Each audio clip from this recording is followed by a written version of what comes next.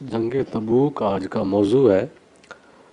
جنگ تبوک کا واقعہ غالباً 9 ہجری کا ہے۔ یہ جنگ مسلمانوں نے جو لڑی ہے، یہ جو علاقہ رسول اکرم صلی اللہ علیہ وسلم کے زیر اطاعت تھا، یہ جنگ اس سے باہر نکل کے لڑی گئی ہے۔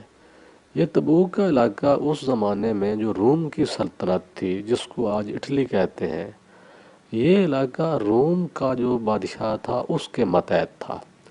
رسول اکرم صلی اللہ علیہ وسلم نے حکم دیا کہ ایک دفعہ پہلے بھی جو جنگ موتا ہے وہ بھی اسی روم کی سلطنت کے خلاف لڑی گئی تھی، اور ایک دفعہ پھر رسول اکرم نے حکم دیا اپنی فوج کو کہ روم کی جو فوج ہے اس سے ٹکر لینی ہے۔ وہ زمانہ مسلمانوں کا تھوڑا تنگ دستی کا زمانہ تھا۔ ایک تو یہ تھا کہ مدینہ سے تبوک فاصلہ بہت زیادہ تھا، تو اس میں پھر جنگی تیاری، اوپر سے گرمی کا موسم تھا، اور اس زمانے میں قحط سالی بھی چل رہی تھی۔ تو کچھ صحابہ نے مشورہ بھی دیا آپ کو کہ اس جنگ کو تھوڑا سا لیٹ کر ڈیلے کر لیا جائے، ملتوی کر دیا جائے، لیکن آپ نے فرمایا کہ نہیں، مجھے حکم ہے ڈیلے لیٹ نہیں کرنا، لہذا فیصلہ ہو گیا۔ اس سے پہلے آپ کا یہ معمول تھا کہ جب بھی کہیں پر جو کوئی جنگی تیاری ہوتی تو آپ پہلے یہ اعلان نہیں کرتے تھے کہ ہم نے کس جگہ پہ حملہ کرنا، بس آپ فوج کو حکم دے دیتے تھے کہ بس تیاری کرو، ایک مہم پہ جانا ہے۔ لیکن اس دفعہ آپ نے پہلے حکم دے دیا، بتا دیا کہ فلاں جگہ پہ جانا ہے، فلاں مہم پہ جانا ہے، فلاں حکومت کے خلاف جنگ کرنی ہے، لہذا تیاریاں شروع ہو گئیں۔ اور ہر قسم اس میں یہ ہوا کہ کچھ صحابہ جو تھے وہ 5-7 ایسے تھے جو کہ آپ کے پاس آئے جنگ میں شرکت کرنے کے لیے، لیکن ان کے پاس ذاتی سواری نہیں تھی، کیونکہ فاصلہ بہت زیادہ تھا، پیدل تو جا سکتا تھا، تو وہ پھر رہ گئے۔ اور اس میں کچھ طبقہ یہ بھی تھا کہ وہ گرمی کی شدت اور مسلمانوں کی تنگ دستی کو دیکھ کر انہوں نے مختلف بہانے شروع کر دیے کہ انہوں نے مختلف بہانوں سے اس جنگ میں شرکت نہیں کی، اور انہی کو منافق کہا گیا ہے۔ اور کچھ طبقہ ایسا بھی اس میں بن گیا کہ جو راستے میں چلتا، جن کے پاس کچھ کمزور جانور ہوتے، وہ راستے میں تھک جاتے اور پھر وہ واپس آ گئے کچھ لوگ، وہ ایک طبقہ وہ بھی بن گیا۔ اس میں آپ نے مالی امداد کی بھی اپیل کی تھی۔ آپ نے فرمایا کہ جو مسلمان، جو صحابہ امیر ہیں، وہ اس جنگ میں کچھ اپنی شرکت کریں۔ تو اس میں سب سے زیادہ جو مال دیا وہ حضرت عثمان غنی نے دیا، جو سب سے زیادہ امداد دی وہ عثمان غنی نے دی، اور باقی صحابہ نے بھی، جو ابو بکر تھے، اس کے بعد عمر فاروق تھے، انہوں نے بھی اپنے حساب سے کافی مالی امداد کی۔ حضرت علی رضی اللہ تعالیٰ عنہ تو اس زمانے میں کوئی سرمایہ دار طبقے میں شامل نہیں تھے، ان کی تو مالی حیثیت کوئی اتنی زیادہ نہیں تھی۔ یہ جو عبد الرحمن بن عوف یا عثمان غنی یا عمر بن خطاب یا ابو بکر صدیق، یہ مالی لحاظ سے مستحکم لوگ تھے اس زمانے میں۔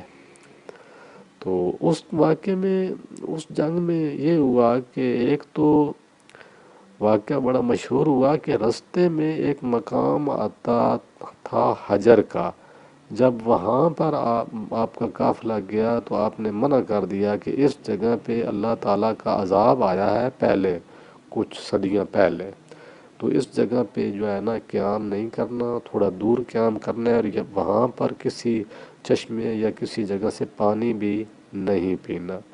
تو کچھ صحابہ نے آپ کے اس بات بتانے سے پہلے، کچھ لوگوں نے جو آپ اونٹ آٹا استعمال گوندا تھا، اس میں اس جگہ کا پانی استعمال کیا تھا، تو آپ نے حکم دیا کہ اس آٹے کو بھی ضائع کر دو۔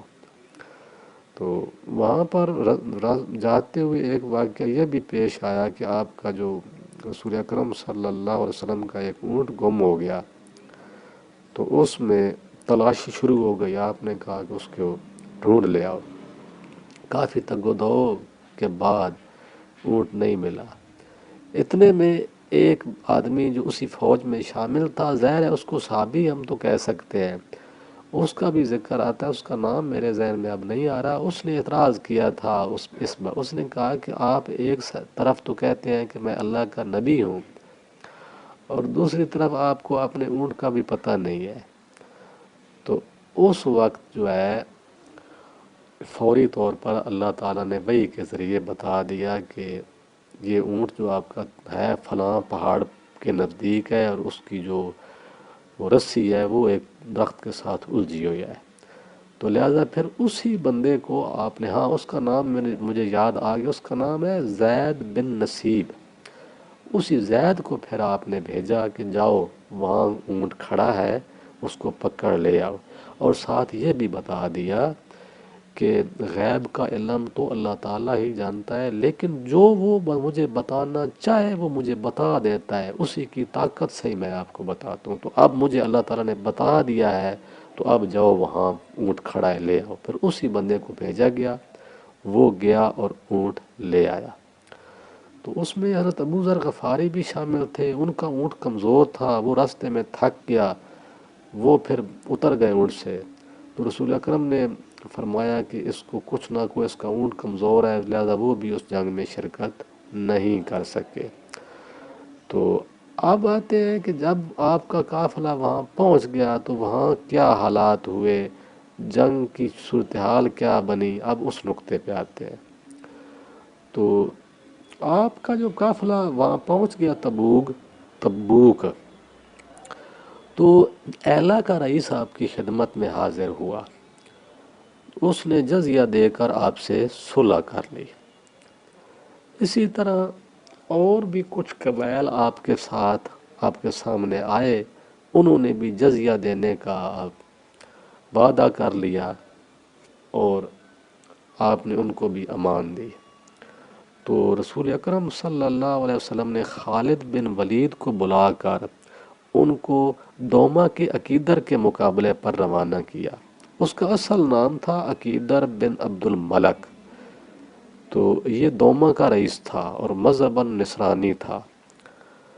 تو اس کو پھر خالد بن ولید نے گرفتار کر لیا، اس کے ساتھ جھڑپ ہوئی، لیکن کوئی خاص، جس کو کہتے ہیں نا، کوئی خاص زیادہ اس جنگ میں خون ریزی نہیں ہوئی، کیونکہ کچھ لوگوں نے تو اپنی رضامندی سے جزیہ دینے کا ارادہ کر لیا، اور یہ جو عقیدر تھا یہ قابو نہیں آ رہا تھا، لیکن اس کو خالد بن ولید نے جا کر اس کا محاصرہ کر لیا اور اس کو گرفتار کر لیا، اور گرفتار کر کے پھر رسول اکرم کی سامنے لے آئے۔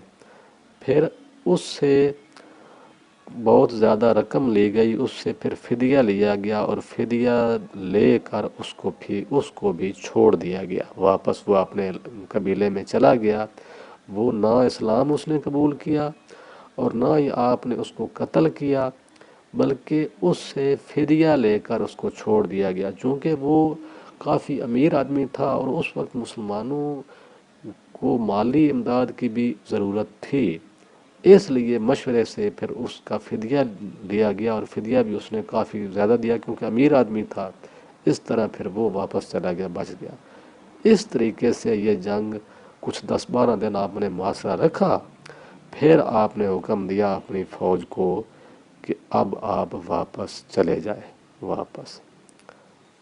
تو پھر فوج واپس آ گئی مدینہ۔